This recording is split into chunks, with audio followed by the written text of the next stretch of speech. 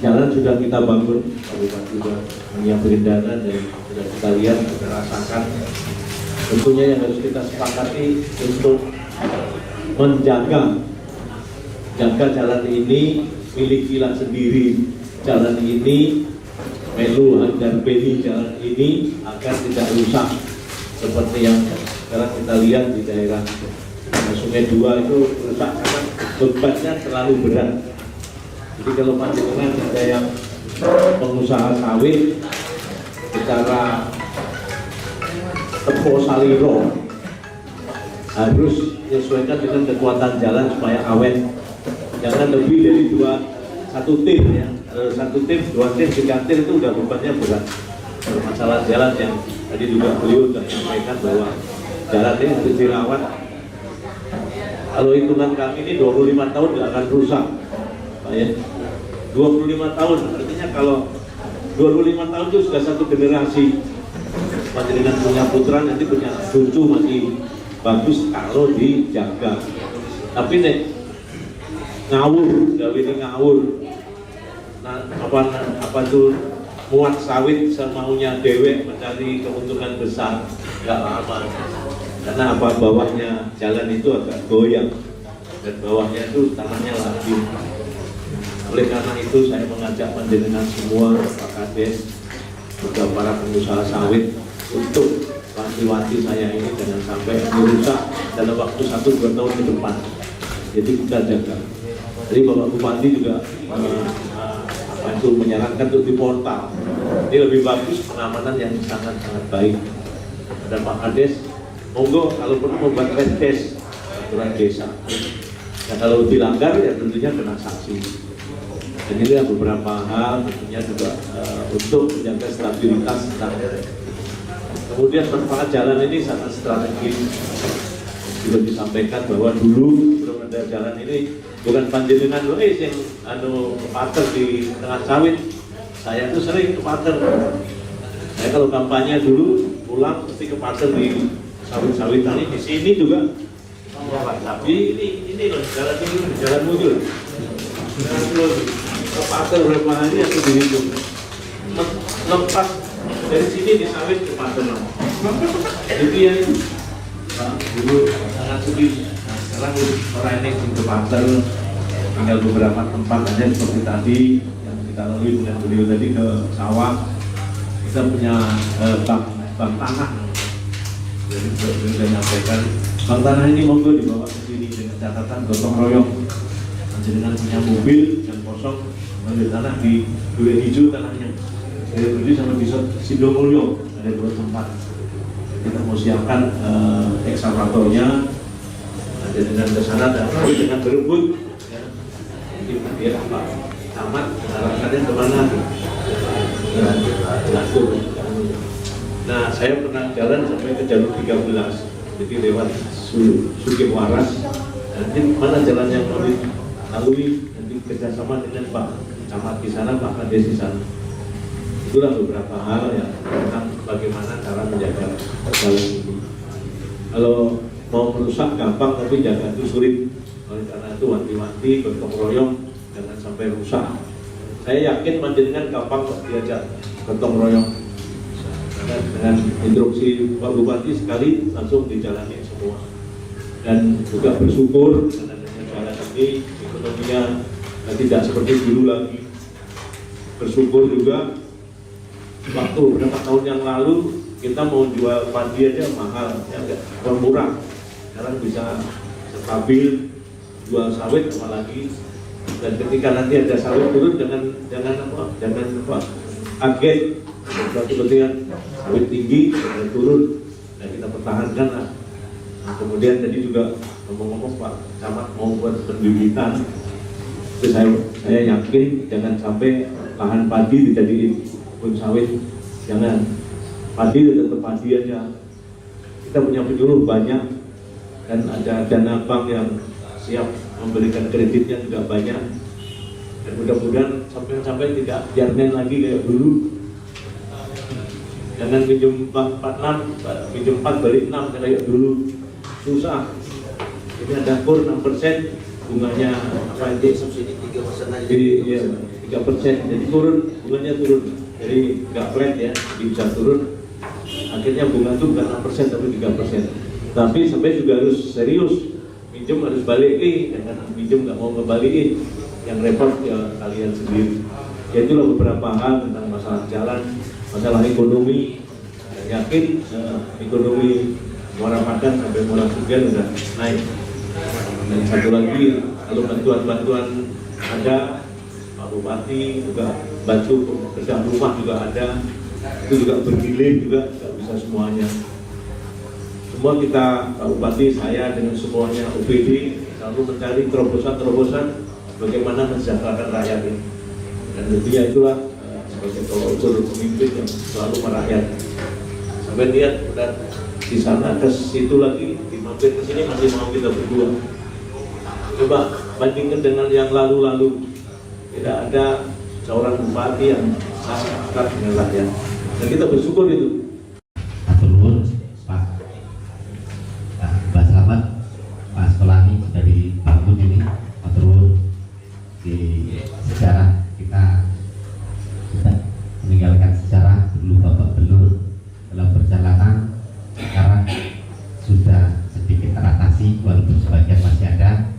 Jadi mengenai unek-unek ini, tempat saya di Daya Utama itu ada puskes, ada SMP, jadi lintas barat yang ke arah utara itu lintas kecamatan juga, jadi posisinya full. Yang ketemuan terakhir tempat Pak Joko, begitu di portal ngajak berantem gitu kan masyarakatnya. Pak Joko ini mati habis ya ini.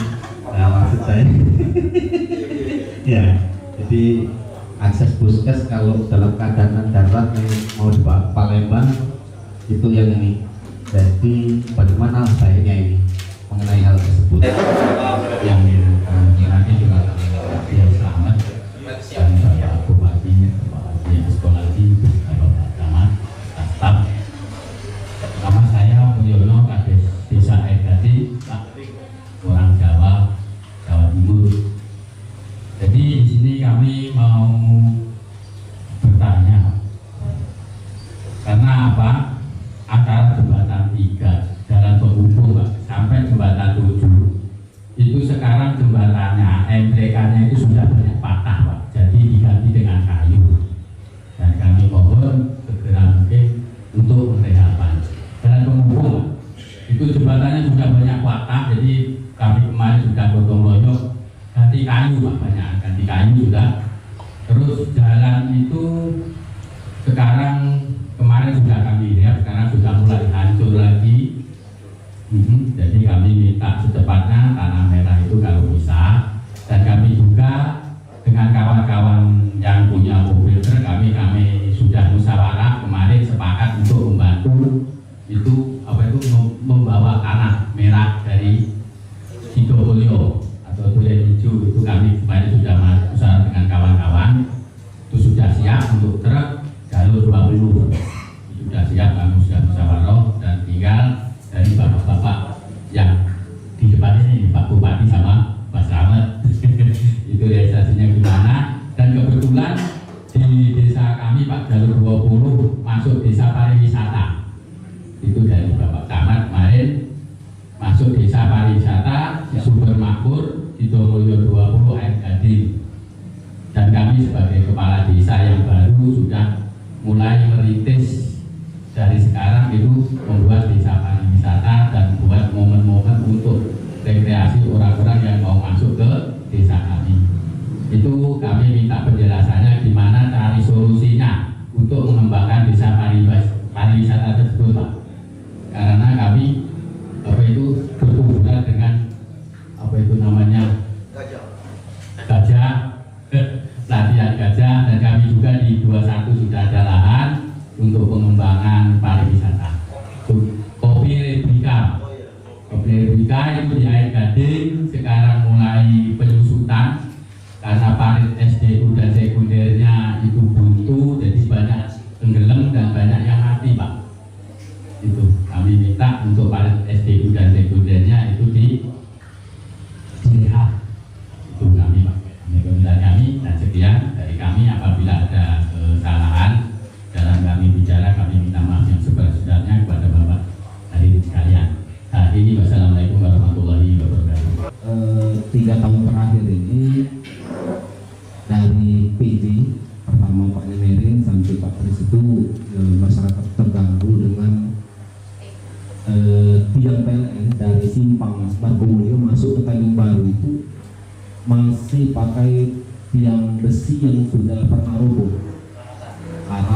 dan itu pernah terjadi kalau nggak salah 2017 jadi ditunya pakai kayu. Proposal pernah kami tembuskan ke PLN Mariana, sampai sekarang tidak ada realisasi. Yang kedua apa yang Pak itu masih tanpa isolasi kabel pelanggan. Juga pernah anak-anak kita waktu masang tenda ada kecelakaan, nyangkut tendanya di kabel itu, hampir meregang nyawa. Dua kali kejadian itu. Yang ketiga rantai motor, dan PLN mengingatkan kita selaku pemerintah desa untuk selalu mengawasi. Namanya anak-anak kan kita susah, kadang-kadang tidak 24 jam kita bisa kontrol. Kondisi itu sampai masuk desa, yang itu ada yang miring, ada yang ini, tapi sampai sekarang diusulkan juga tidak ada. Berapa tiang? Kurang lebih itu 1 kilo, 1 kilo 20 tiang. 20 tiang. 20 tiang. Jadi harapan kami, Pak Bu, kalau bisa kabelnya seperti ini kan sudah diganti kabel terisolasi, itu yang juga minta dirapikan dari itu. Mungkin ya dengan Pak Bu nanti atau bagaimana tindakannya, mungkin kalau mau ya bergerak untuk rehab renovasi yang kita di situ. Ya, itu saja Pak. Terakhir kami ada RT 4 di jalur 18 Jembatan 1. Jadi desa kami sana 1 RT 4 Kadus 2 terpencil di sana. Nah di sana juga tiang dari Kertajaya itu hanya ada 4 tiang. Masyarakat kami masih banyak warganya di sana yang belum sampai tiang di sana. Tapi untuk pemasangan kabel tidak ada. Kurang tiang, 4 tiang. Kurang 4 tiang. Ya, untuk di RT 4. Berarti 200 meter. Ya, sekitar 200 meter. 4 tiang sebenarnya kau. Selama ini cuma kabel api, kabel ini yang disalurkan. Saluran rumah. Ya, saluran rumah. Terima kasih Pak Bu. Alhamdulillah dari analisa yang Bapak bagikan ke desa kami sebagai bentuk beres jalan tersebut. Tapi untuk perimbunannya belum. Jadi yang saya tanyakan apakah bisa bangunan tadi itu masuk ke desa kami? Kapan kira-kira gitu? Apakah bisa kapan bisa diambil Pak gitu ya? Apa bisa proposal? Apa langsung kita dengan Pak Ahmad untuk Masuk. Terima kasih Bapak Bupati, Bapak Bupati.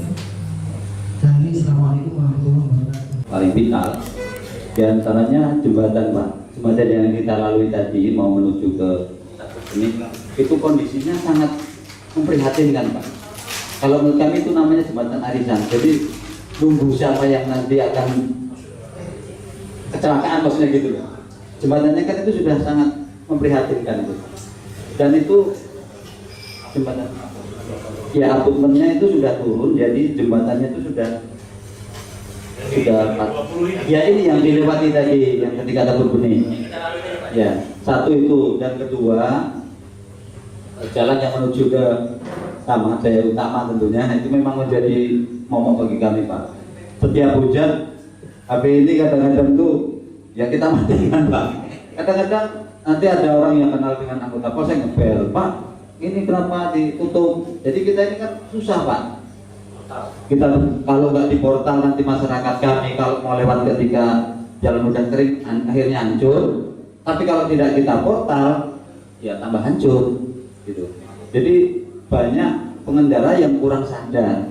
Nah, jadi tetap kami meminta kepada Bapak Bupati dan Wakil Bupati untuk ya bisa merealisasikan prokos ya kami ya, prokos saja tentara merah kami sudah sangat-sangat terima kasih. Dan tentunya pembangunan yang sudah dilaksanakan 9,3 km ini Pak, sekali lagi kami seluruh masyarakat Kecamatan Muara Padang mengucapkan beribu-ribu terima kasih. Mudah-mudahan apa yang menjadi program daripada Bapak Bupati dan Wakil Bupati Banyuasin infrastruktur bagus, mudah-mudahan bisa berlanjut Bapak.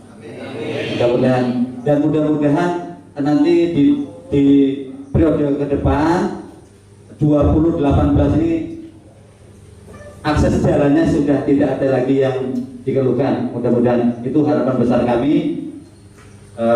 Terkait masalah tiang listrik ada satu Pak yang sangat perlu diperbaiki, terutama yang di depan rumah saya sendiri Pak. itu kondisinya sudah sangat-sangat miring, Pak. Bisa dilihat dari sini. Itu sudah sangat miring karena ketika penghentian kabel ini yang dibungkus ini, itu nariknya terlalu kuat, akhirnya tertarik, Pak. Jadinya seperti itu. Itu kalau tidak dibantu dengan kabel-kabel yang yang nyangkut di meteran masyarakat, itu saya rasa sudah rubuh, Pak. Untuk saat ini, karena dibantu oleh kabel-kabel yang ke meter-meteran rumah, akhirnya masih ditarik oleh itu, Pak. Terima kasih, itu saja. Sekian. Assalamualaikum warahmatullahi wabarakatuh. Jadi kaitan dengan pembangunan jalan, baru sudah kita sampaikan ini, kita sepakat kita awal baik, mahal tempat jalan itu, uangnya pun boleh mutang, tapi harus kita lakukan. Kalau tidak kita mulai, kapan jalan kita mau selesai? Jadi biarlah kami yang jadi beban, makanya tidak usah jadi beban. Nah itu kan daerah, dan itu sebenarnya mengurangi dana jauh. Kita tidak bayar melalui pola bantuan Pak Presiden. Tapi kalau daerah tidak cepat tanggap mengambil langkah-langkah kebijakan, kita tidak dapat. Tidak semua 542 kabupaten kota se-Indonesia dapat tidak. Yang kemarin sudah di IC cuma 90 kabupaten kota. Yang sudah cair baru 3, termasuk Banyuasin. Itu ketua nih yang bernasib nih yang dari nasional. Makanya jalan ini bisa kita bangun.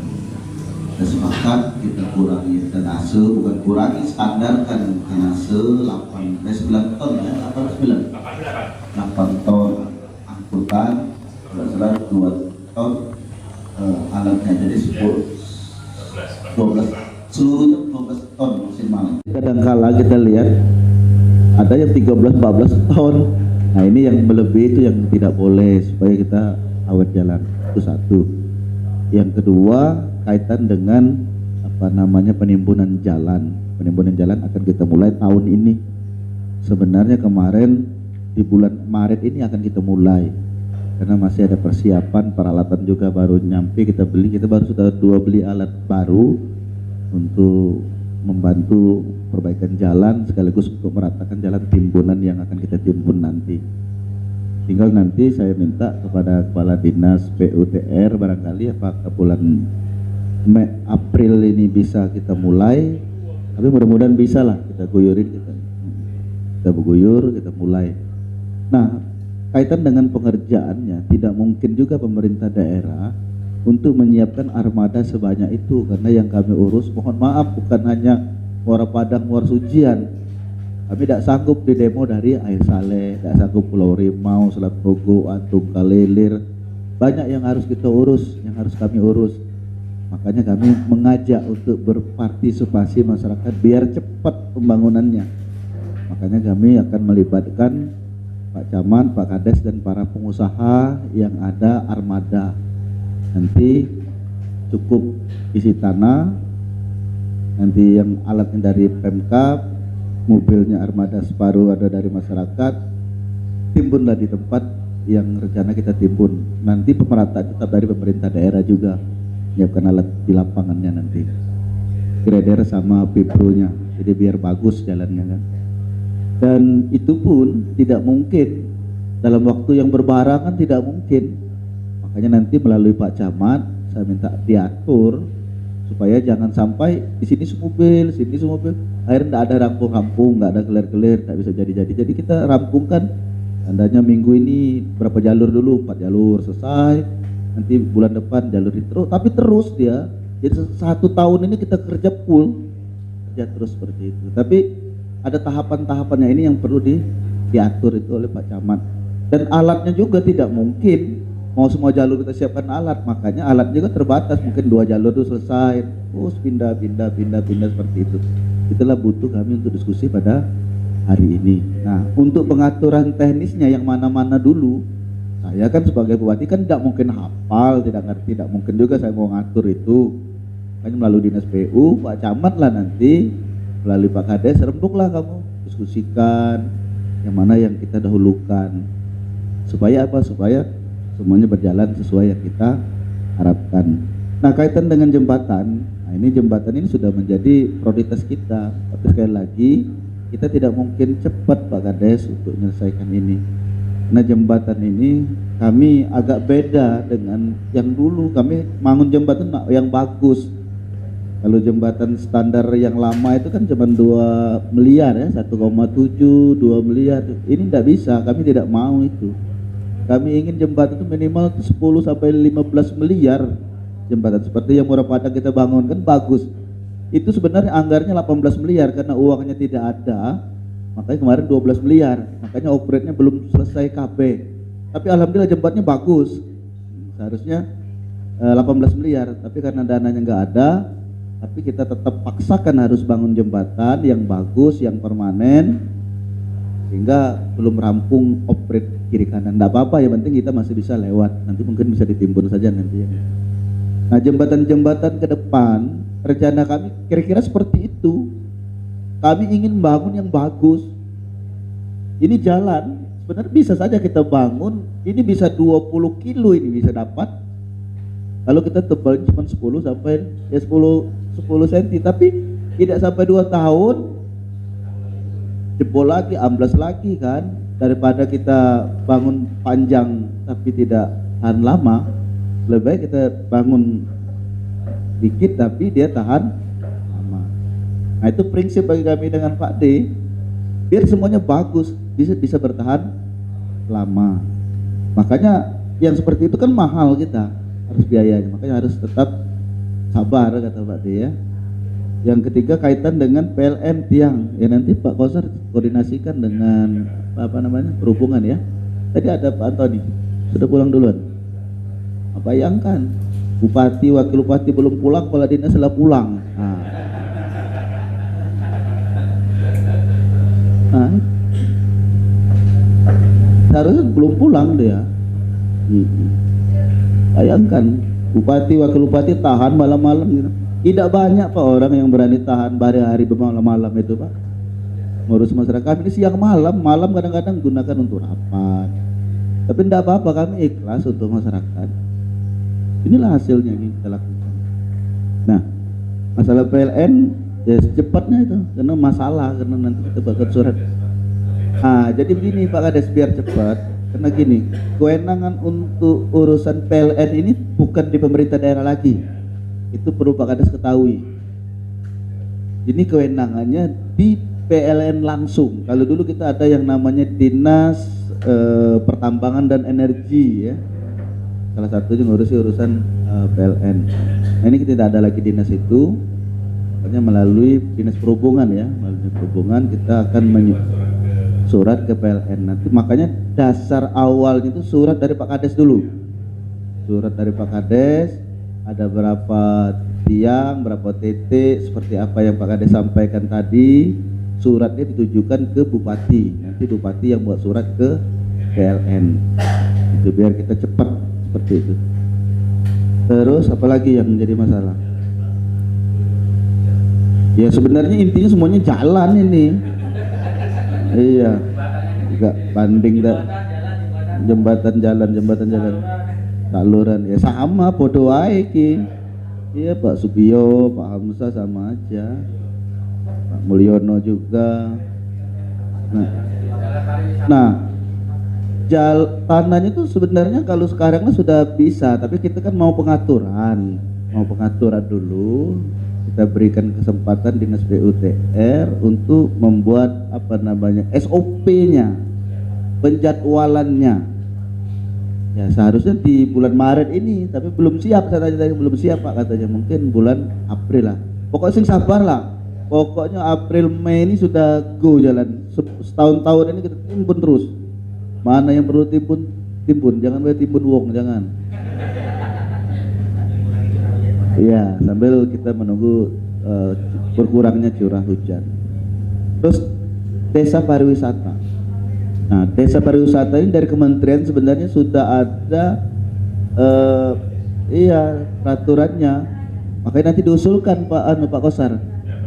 Pak Kosar ini pemeda masalah Pak Kosar sampaikan melalui dinas PMD juga ya, PMD sudah pulang juga. Ya nanti kan ada di PMD juga dana desa kan sebenarnya kan nanti pengelolaannya itu nanti tidak dari dana desa.